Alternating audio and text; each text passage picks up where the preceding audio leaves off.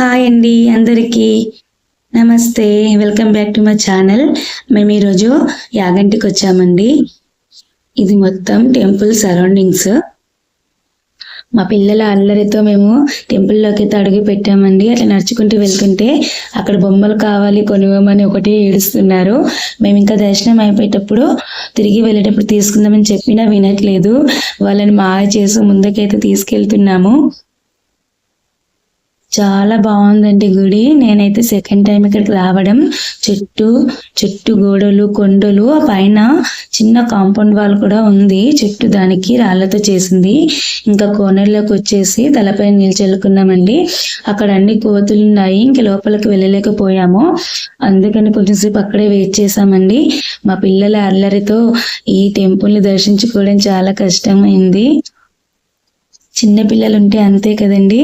ఇంకా అక్కడ కోనలో దిగేసి తలపైన నీళ్ళు చల్లుకున్నాము. అక్కడ చాలా మంది స్నానం కూడా చేస్తున్నారు.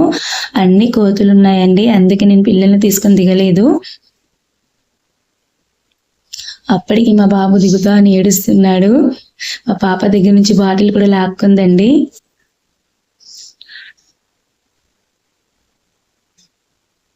ఇంకా మేము యాగంటికి స్టార్ట్ అయ్యి లోపల టెంపుల్లోకి వెళ్తున్నాము.